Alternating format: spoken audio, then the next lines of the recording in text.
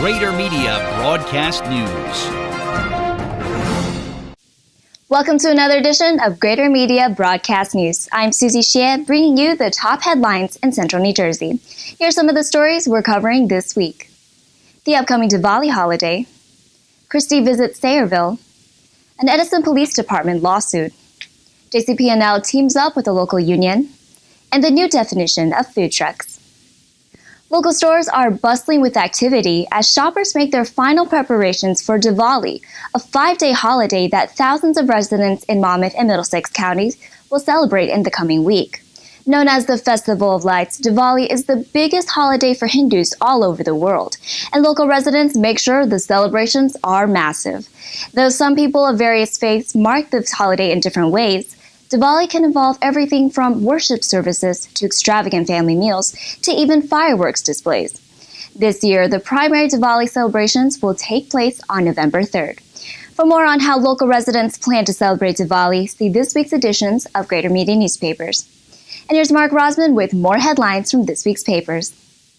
When New Jersey residents go to the polls on Election Day, November 5th, in addition to voting for people at the state, county, and local levels, they will also be asked to vote for members of their local boards of education.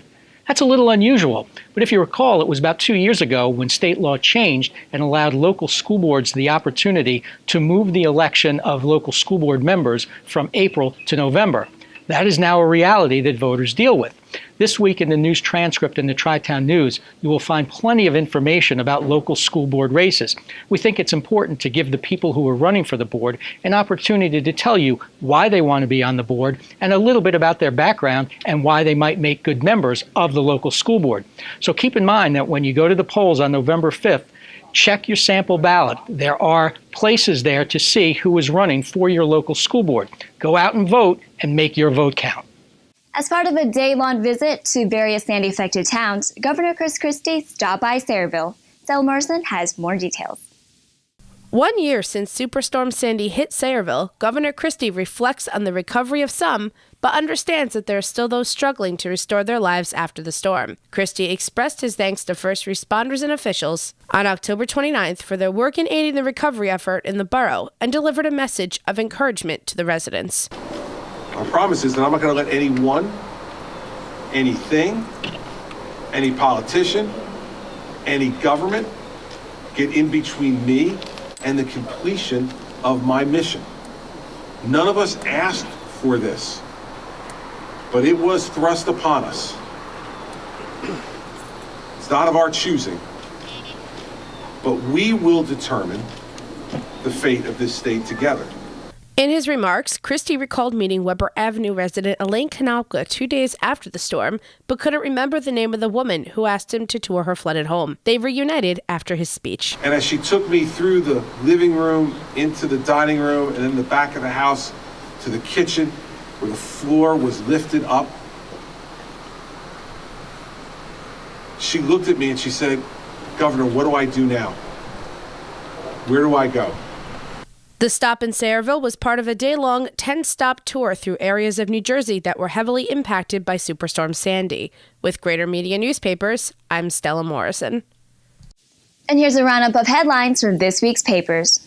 A new program will help displaced Sandy victims find temporary homes. The Affordable Housing Alliance has launched its Home Share initiative, which matches homeowners who have available space in their houses with displaced residents who are interested in renting. The program is for those in Monmouth and Ocean counties.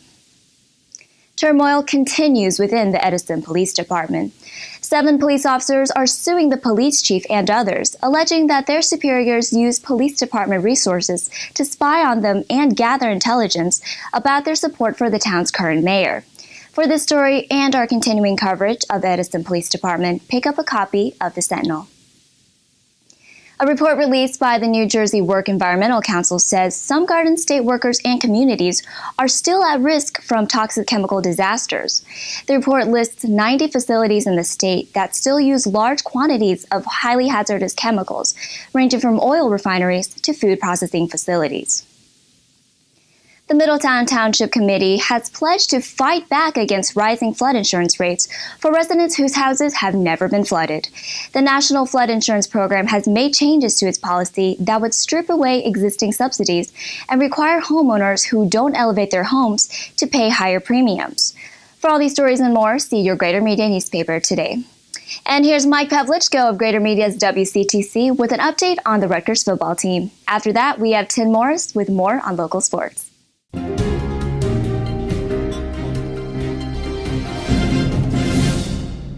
So last week we talked about Rutgers junior quarterback Gary Nova and why he might not repeat the same mistakes he made in the last half of last year this year. Well, it appears we're back down that same road again. So now the question is not whether or not it should be Gary Nova or senior Chase Dodd getting the starting job, but how much Kyle Flood needs to audition a freshman for the spot in the name of Chris Laviano. Now here's the deal. Laviano is a 6'3 freshman. He is from Glen Head, New York, Holy Trinity High School. He's got good size.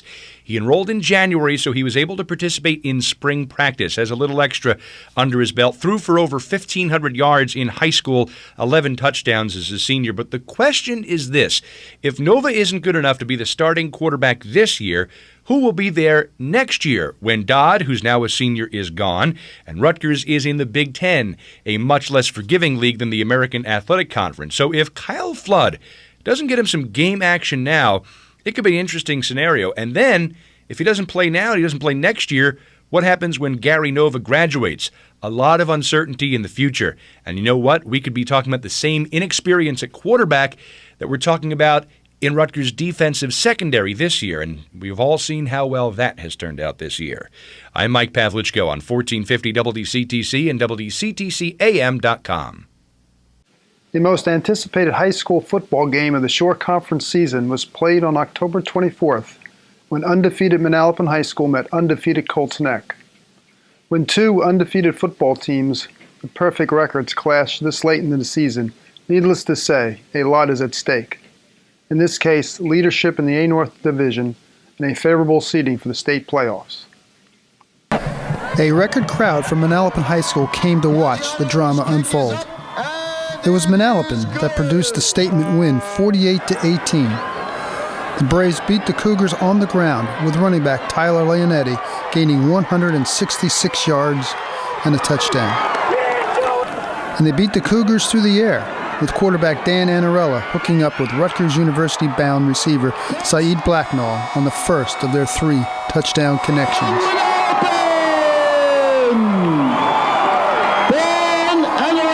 You win with defense, and Manalapan, led by Chris Nogues, number 4, and Kyle Mullen, number 44, kept the high-scoring Cougar offense grounded throughout the night.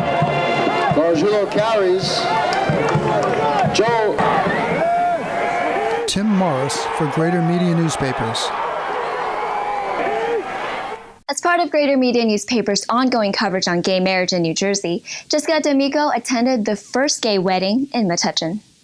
The third time was the charm for David Katz and Richard Alagona, whose October 25th nuptials at Metuchen's Borough Hall marked the town's first same-sex wedding, as well as the pair's third ceremony uniting them as a couple. Having been joined first in a domestic partnership, then in a civil union, the Metuchen natives were finally able to tie the knot as wedded spouses. Mayor Thomas Vahala officiated the ceremony. Back to you, Susie. Bracelets can be used as a fun accessory, but they can also represent an entire community that is supporting a young man with bone cancer. Here's Amy Rosen. When Brian Eustace found out that his friend Connor McCadden had been diagnosed with osteosarcoma, a form of bone cancer, he wanted to do something to help. The boys not only played together on the Metuchen High School basketball team, they played together as children, and 18-year-old Brian considered 15-year-old Connor to be his little brother, as well as a buddy and a teammate. In show of support for Connor, Brian decided to design rubber bracelets with a message, "Cure for Connor," and sell them for $5 each to raise money for a charity in Connor's name. With the support of Connor's parents, Andy and Laura, Brian decided to donate the money he raised to the Embrace Kids Foundation, which provides free support services to children with cancer and blood disorders being treated at Robert Wood Johnson University Medical Center in New Brunswick, where Connor has been receiving his medical care. Through the generosity of family, friends, and so many people in the school and the borough of Metuchen, $3,500 will be donated to Embrace Kids Foundation in honor of Connor. Connor and his family are so grateful to Brian and the people in Metuchen that they wanted everyone to know that their constant support has helped Connor get through this tough period in his life. You can read the whole story in the Edison Metuchen Sentinel. After being criticized for its post-Sandy recovery operations, JCP&L is working to enhance its response team. Here's Jack Murtha. Some Jersey Central Power and Light customers might be in the dark for a shorter period of time when the next big storm strikes.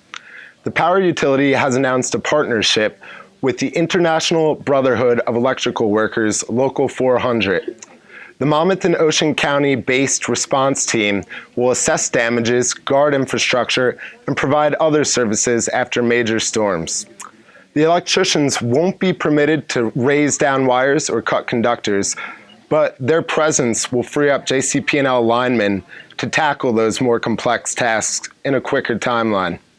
The move could eventually add 700 members to the response team.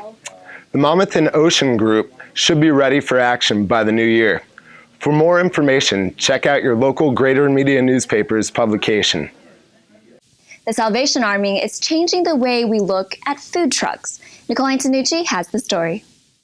The Salvation Army is expanding its ability to respond to disasters by adding 3 mobile feeding kitchens to its fleet. The custom-made trucks are said to be the first of their kind in the country and can feed over 10,000 people within 4 hours of arriving at a disaster site.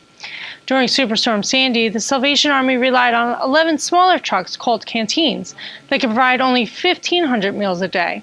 The larger kitchens are equipped with generators and contain 2 refrigerators, 3 freezers, 2 skillets, 4 sinks, staff bathroom, and water holding tanks.